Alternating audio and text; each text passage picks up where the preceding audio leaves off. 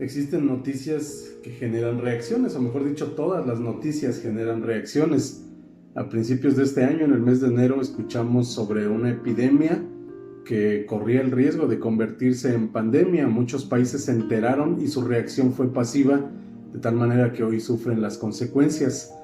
Pero esta semana escuché la noticia de un hombre que incursionó en los videojuegos, que también en la comedia lo hizo, y un día por la noche, en estos días de la semana que acaba de terminar, nos enterábamos de la noticia y yo veía la reacción de la gente demasiado sorprendida, porque la mayoría no sabían que seguramente tenía una enfermedad crónica y que estaba a punto de fallecer, pero para muchos fue demasiado sorpresivo y la reacción de tristeza no se dejó esperar. Hay noticias, repito, que sorprenden demasiado, pero el punto no es la noticia, sino la reacción de las personas.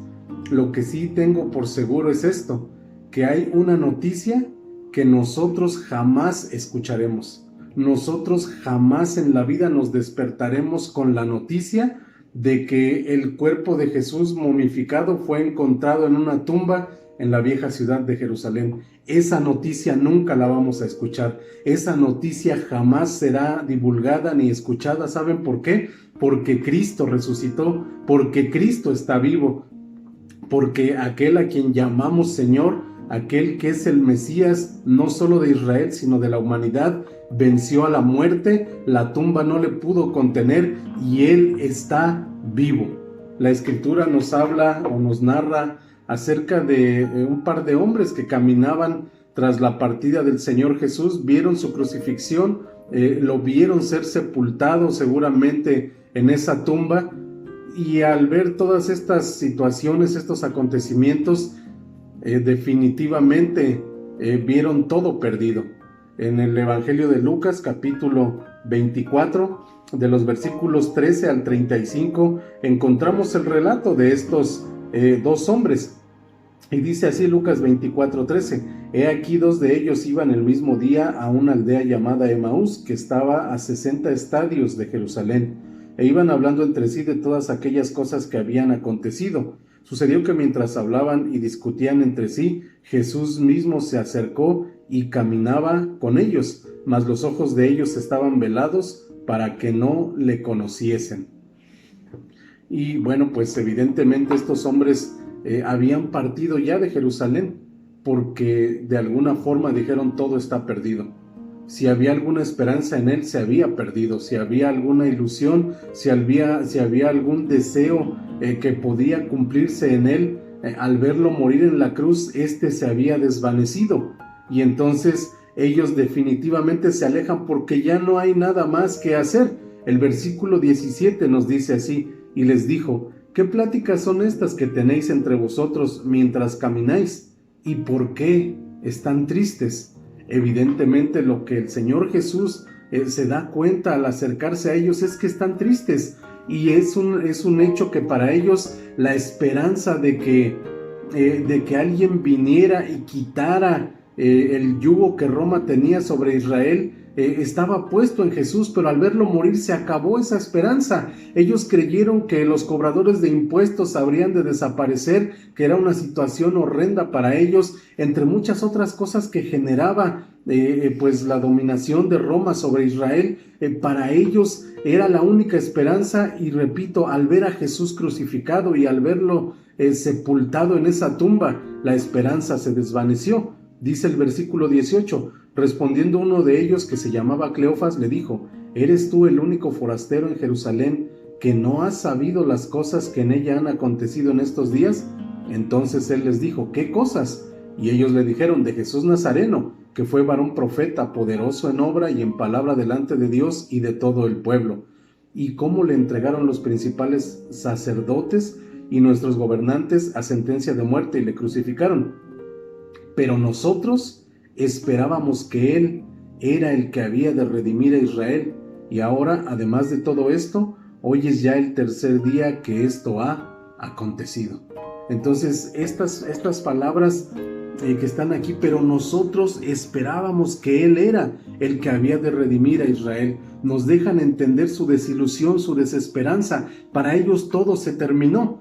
Pero si Jesucristo ha resucitado, entonces escúchenme bien, hermanos, no solo resucitó Dios a Jesús, sino juntamente con Jesús, Dios también quiere resucitar nuestra esperanza. Ellos dicen, nosotros esperábamos, y Dios hace que Jesús se presente ante ellos y les diga, no está muerta la esperanza. Jesucristo está vivo y la esperanza también está viva. Jesucristo no solamente resucitó, sino también resucita la esperanza en la vida del ser humano. Uno puede decir, pensar, bueno, pues la situación de la pandemia hoy en día, el encierro y tantas situaciones tan difíciles, la decadencia económica que esto está acarreando y tantas cosas que nos enteramos, tantas muertes, tanta gente contagiada, y decimos, puede que esto ya termine. Escuche bien, mientras Jesucristo esté vivo, siempre habrá esperanza, y Jesucristo vive hoy y siempre, por los siglos de los siglos, por toda la eternidad. Es decir, en Dios, en Jesucristo, siempre ha habido y siempre habrá esperanza. Hermanos amados, les animo, si ustedes en un momento dado se han desanimado, en Jesucristo, en el que vive, en el que resucitó, usted y yo tenemos esperanza. Jesucristo resucitó y junto con él también está resucitando nuestra esperanza. El pasaje sigue diciendo en el versículo 22, aunque también nos han asombrado unas mujeres de entre nosotros, las que antes del día fueron al sepulcro, y como no hallaron su cuerpo, vinieron diciendo que también habían visto visión de ángeles, quienes dijeron que él vive. Y fueron algunos de los nuestros al sepulcro, y hallaron así como las mujeres habían dicho, pero a él no le vieron. Entonces él les dijo, oh insensatos y tardos de corazón para creer todo lo que los profetas han dicho. ¿No era necesario que el Cristo padeciera estas cosas y que entrara en su gloria? Y comenzando desde Moisés y siguiendo por todos los profetas, les declaraba en todas las escrituras lo que de él decían. Llegaron a la aldea donde iban, y él hizo como que iba más lejos. Mas ellos le obligaron a quedarse diciendo, quédate con nosotros, porque se hace tarde y el día ya ha declinado. Entró pues a quedarse con ellos. Entonces, otra cosa que en ellos había desaparecido fue el entendimiento. El Señor Jesús los reprende, los regaña y les dice, oh insensatos y tardos de corazón para creer todo lo que los profetas han dicho. Y la pregunta clave está en el versículo 26, ¿no era necesario que el Cristo padeciera estas cosas y que entrara en su gloria? Y les explica, él es paciente y se toma la molestia, y comenzando desde Moisés y siguiendo por todos los profetas, les declaraba en todas las escrituras lo que de él decían. Yo me imagino a Jesús diciéndoles, o empezando mejor dicho, con Génesis 3:15, y declarándoles pasajes como el Salmo 22, Dios mío, ¿por qué me has abandonado? Seguramente citó Isaías 53, mas él herido fue por nuestras rebeliones, molido por nuestros pecados. El castigo de nuestra paz fue sobre él, y por su llaga fuimos nosotros curados. Entre otros pasajes, otras escrituras, como el profeta Oseas, que dice, nos dará vida después de 2 días, y en el tercer día resucitará. Pasajes clave de la escritura que hablan del Mesías. El problema es que su entendimiento estaba cegado, que ellos no habían puesto atención a lo que la Biblia les decía, no habían puesto atención a lo que la escritura les dijo, de tal manera que fueron sorprendidos. Hermanos amados, muchas de las situaciones que vemos están escritas. Mucho de lo que acontece está en la palabra de Dios. El Señor dijo, en el mundo tendréis aflicción. Y hermanos amados, finalmente estas situaciones que vivimos ahora tienen que ver con eso. No estoy diciendo, hay un pasaje que profetiza y vendrá una pandemia llamada COVID-19 a partir de los inicios del año 2020. No lo dice como tal. Pero el hecho de que diga en el mundo tendrán aflicción significa que debemos entender que no habrá grandes mejorías como nosotros o la gente a veces lo espera.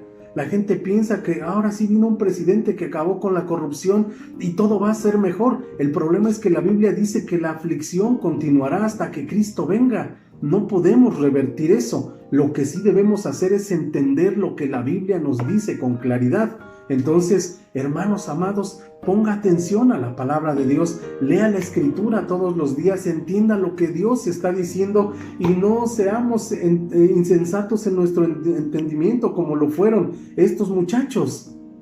Lo maravilloso es que, como ya lo mencioné, Dios es paciente y Jesús vuelve a explicarles la Escritura y les vuelve a decir, entiendan lo que estaba escrito. Hermanos, hoy en día, si hay algo que tenemos que hacer, es volver a la palabra de Dios. Miremos, leamos la Escritura, estudiemos, entendamos, tenemos el tiempo necesario en esta cuarentena, volvámonos a la palabra de Dios y entendamos todo lo que está allí escrito. Y como algunos teólogos han dicho, sin sufrimiento no hay gloria, o sin cruz no hay corona. Así de sencillo, hermanos amados, sin Viernes Santo no hay domingo de resurrección. El sufrimiento es un hecho y parte de lo que vivimos está escrito allí. No podemos hacerlo a un lado, pero junto con la esperanza Dios también quiere resucitar nuestro entendimiento como lo hace con ellos. Y el pasaje termina de esta manera. Y aconteció que estando sentado con ellos a la mesa, tomó el pan y lo bendijo, lo partió y les dio. Entonces les fueron abiertos los ojos y le reconocieron, mas él se desapareció de su vista. Y se decían el uno al otro, ¿no ardía nuestro corazón en nosotros mientras nos hablaba en el camino y cuando nos abría las Escrituras? Y levantándose en la misma hora volvieron a Jerusalén y hallaron a los 11 reunidos y a los que estaban con ellos, que decían, ha resucitado el Señor verdaderamente y ha aparecido a Simón. Entonces ellos contaban las cosas que les habían acontecido en el camino y cómo le habían reconocido al partir el pan. Dios quiere resucitar junto con Jesucristo nuestra esperanza. Número 2, nuestro entendimiento. Y número 3, nuestro entusiasmo. Me gusta lo que dice aquí en el versículo 31 y 32. Les fueron abiertos los ojos y le reconocieron, mas él desapareció de su vista. Y se decían el uno al otro, ¿no ardía nuestro corazón en nosotros mientras nos hablaba en el camino y cuando nos abría las Escrituras? Y su entusiasmo se refleja porque enseguida se levantaron y se regresaron a Jerusalén y comenzaron a testificar lo que ellos habían visto y oído. Es decir, cuando se dan cuenta que Cristo resucitó, cuando se dan cuenta que se acaba de presentar ante ellos y dicen, nuestro corazón ardía mientras nos recordaba la palabra. Entonces lo que tenemos que hacer es levantarnos enseguida, ir y publicar, proclamar que Jesucristo está vivo. Hermanos amados, a pesar de la situación que hoy vivimos, el saber que Jesucristo está vivo debe despertar en nosotros un deseo de seguirlo proclamando. No importa la pandemia, no importa el COVID-19, no importa que haya tanto riesgo, debemos cuidarnos, pero al mismo tiempo debemos seguir proclamando que Jesucristo está vivo. Debemos seguir diciéndole a la gente que si Jesucristo resucitó, entonces la fe no es vana. Si Jesucristo resucitó, entonces hay esperanza. Si Jesucristo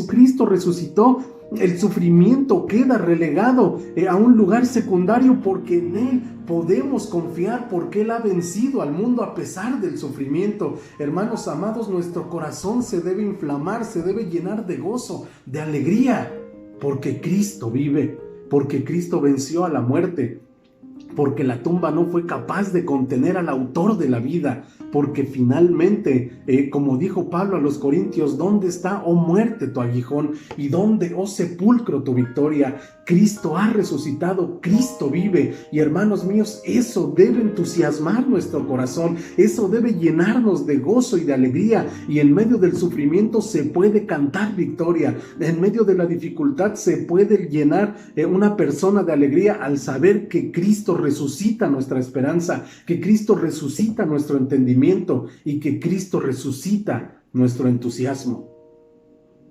Solo quiero finalmente recordar las palabras del himnólogo que dijo, porque Él vive, triunfaré mañana, porque Él vive, ya no hay temor, porque yo sé que el futuro es suyo, la vida vale más y más, solo por Él. Dios les bendiga, hermanos.